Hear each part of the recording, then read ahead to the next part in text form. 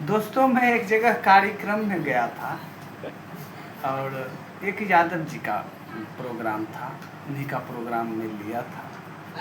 तो वहाँ जाने के बाद उन्होंने कहा कि किस चीज़ का चाय चाहिए, नींबू वाला चाय चाहिए या दूध वाला चाय चाहिए। तो मैंने कहा चलिए दूध वाला ही चाय मंगा लीजिए।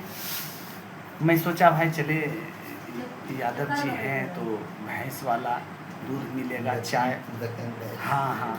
तो उसके बाद खूब देर हो गया ज़्यादा। उसके बाद मैंने फ़ोन लगाया कि भाई साहब किधर रह गए, चाय लाने गए थे या चाय बन गए आप। तो उन्होंने कहा क्या बताएं मुकेश जी, भैंस दूहने के लिए गए, भैंस खुल गई और दौड़ के पानी में चली गई। अब पानी से निकलने के इंतज़ार में है, पानी से निकल के आएगी तब उसको दूहेंगे, उसके बाद चाय बना के आपको देंगे। आप ही ने कहा था कि मुझे दूध वाला चाय चाहिए।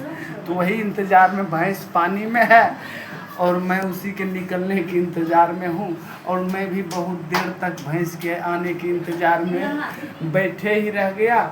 कार्यक्रम जो होगा देखा जाएगा।